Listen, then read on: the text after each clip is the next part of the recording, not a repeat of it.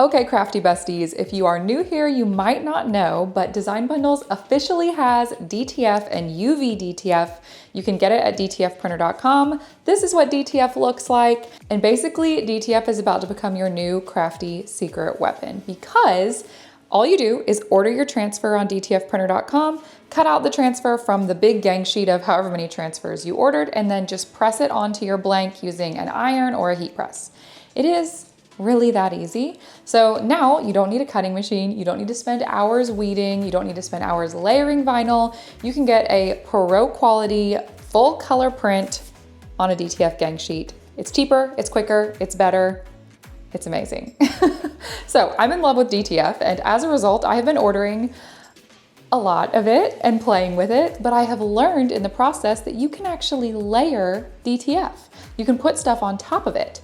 So today we are going to put that theory to the test, and we are going to create our own DTF design using Illustrate AI and Craft Designer. And then we're going to make a multi-layered SVG out of it. We're going to order our DTF gang sheet, and then we're going to create a layered design with DTF and Stripflock Vinyl. Because we are doing all of those things, this is for sure going to be a two-part video. So in this video, I'm going to walk you through the process of how to create your design in Illustrate AI and Craft Designer and how to make it multi-layered so you leave room for the vinyl and then another layer for the DTF, and we're going to place our order. In the next video, we're gonna actually make it in real life, and I'm gonna show you how to layer Stripflock on top of DTF for a really cool multi-layered, textured kind of graphic tee look. So without further ado, let's get into it. Okay, I found some images on Pinterest to use as our inspo. This is inspo number 1. It's this cute little Western print. So I'm thinking about using Illustrate AI to make like watercolor Western elements, and then with our Stripflock vinyl, we'll do Howdy over the top of it. So that's option number 1. And then option number 2 is these balloon dogs. I love them so much. And I think it would be really fun to make like a watercolor balloon dog in DTF and then put text over top of it, but I don't know what the text would say. So I may end up doing the Howdy one in this video, but if you want me to do the balloon dog one and maybe we use puff vinyl or a different kind of vinyl for that one, let me know in the comments below what could the text say on that shirt, because I want to make it so bad and I just can't decide what text to use. So let me know in the comments below. Also, while you're down there in the comments, don't forget to like, subscribe, and hit the notification bell if you love our content. It really helps us out, and also it keeps you from missing any of our future videos because we're back here every week with all the new crafty updates and tips, tricks, tutorials, etc. Okay, so the first thing you want to do to make your design is go to Illustrate AI. So I'm actually going to go to designbundles.net and I'll show you how to get there from your homepage. You do need to have a Unlimited Plus membership to be able to really use the full scope of Illustrate AI and Craft Designer, which is what I'm going to be showing in this video. So if you don't have an Unlimited Plus membership, I highly recommend signing up for a free trial, giving yourself time to play with it and see if it's the right fit for you. But know right off the bat that what I'm using in this video is under an Unlimited Plus membership. Also, if you're watching this and you have an Unlimited Plus membership, let everyone know in the comments how much you love it. They really are amazing, worth every penny. Okay, so from my homepage, I'm gonna go to Illustrate AI right here, and then we're gonna start generating our watercolor elements. So I'm gonna click to start creating. If you're unfamiliar with Illustrate AI, it's Design Bundles AI image generator, but the difference is it's built by crafters for crafters, so the needs of crafters are really in mind in the way this program works and the different options you have within it, and it really shows. So let's start with picking what we're gonna use here. I'm gonna use the Flux engine. I feel like it's actually we're gonna use the Illustrate AI default engine. You're gonna find that if you start playing with Illustrate AI, you might wanna play with the different engines to get the kind of result you want. Each engine is kind of better at different art styles. I like Illustrate AI for a watercolor style, which is what we're going for today, because you can actually select your art style right here, and watercolor is one of the options. So that's why I like using that one. We're gonna generate 2 images at a time, and we want them to be portrait mode because we're gonna be putting this on a t-shirt. And this is what I mean when I say Illustrate AI has the needs of crafters in mind, because there's not another image generator out there that really lets you identify what aspect ratio you want, what art style do you want. And those are things that crafters need when we're making files for crafting. So we've got portrait mode. We're gonna generate 2 images, watercolor. We're using our Illustrate AI engine, at least to start, and then we're just gonna prompt it. So get ready for the clacky keyboard sounds if you like clacky keyboard sounds. So we're gonna say a collage of Western style and cowgirl elements in a watercolor style. Include items like a cowboy hat, a cow print bow, a cowgirl boot, a snake, a lasso, and others. We'll just see what that does. Let's hit create.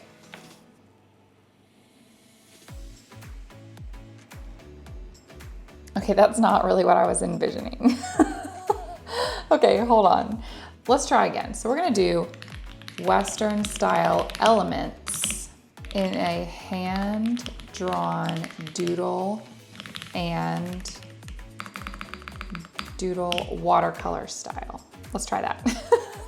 Honestly, one of my favorite parts of Illustrate AI is playing with my text prompt and seeing what kind of results I get. I feel like I am learning so much about how to prompt AI to get an appropriate result. I don't know why I find that fun. I just think it's fun. Okay, this is better. I just don't like the color scheme. So we're gonna do it again. Include items like a cowboy hat, a cow print bow. We'll do a coquette bow, a cowgirl boot, a snake, a lasso, and other similar elements. Make it in bright colors like pink, green, yellow, blue to make it more feminine. After we do this one, we're gonna change the engine and see how different of a result we get by just using a different engine. This is so much better. Okay, but it heard feminine and it thought flowers, which is not what we wanted. Let's go down here and change the engine. We are getting closer. So let's do Dolly as our engine and let's see how it does with that. Okay, here we go. This is, okay, we're getting somewhere. This one's really good. The snake coming out of the rope though, that's kind of crazy. I'm gonna take off the word coquette. All right, let's try it again. Let's see what it comes up with. I could literally do this all day. That's actually really cool. Like that looks really cool. Let's generate it again. I think it's on to something because I think that one looks really close to what we're wanting. Okay, let's see what it does next. I like it. It's like, that is so close, but it's like it gets a little lost between the snake and the rope. Who knows? We're gonna try the other engine after this and then we'll just grab one and work with it. Because we can make edits in Craft Designer. We're not just stuck with what it gives us. Let's try a whole different prompt really quick.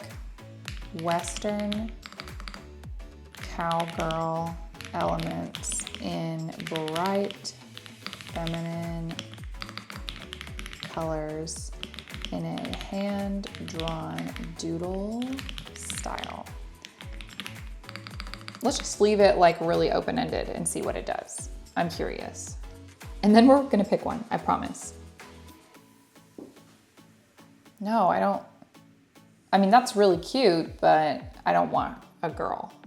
Western cowgirl elements like a cowgirl hat, boot, cactus, lasso, and others.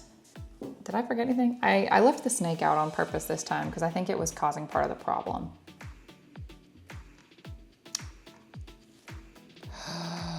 I fear we're getting somewhere. That is so close. I really like that one. I don't think there's anything on there that looks whack. Never mind. Look at this. This is perfect. Okay, so now we just hit edit We can open it straight in Craft Designer and add our touch to it. And this is where we're also gonna add where our text is gonna go. But remember that we're gonna do our text in vinyl layered over top of it. So this is actually gonna be a two-part process. First, we need to clean up our image and get it exactly how we want. So we're gonna do that in pixel mode. Okay, I love this. This is perfect. Illustrator AI coming in clutch. So I'm gonna hit to remove the background here because we're gonna start there. Oh, I am obsessed. This is so cute.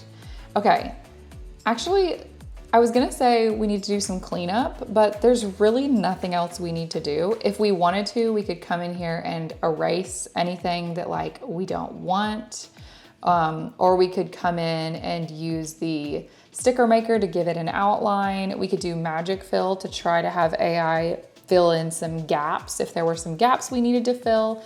But in all honesty, we don't need to do any of that. Like this looks perfect as is. So we're just gonna download it. We're gonna save and download. We're gonna call this our DTF background. We're gonna save it as a PNG. I am gonna make it bigger so that it's plenty big for an adult-sized t-shirt. And then I'm going to download it. Okay, so we have our background image. So now we need to go add the text that we're gonna put on top of it. And to do that, we need to work in SVG mode. So this is gonna be a little weird, but have no fear. Once you do it one time, you're gonna be a pro.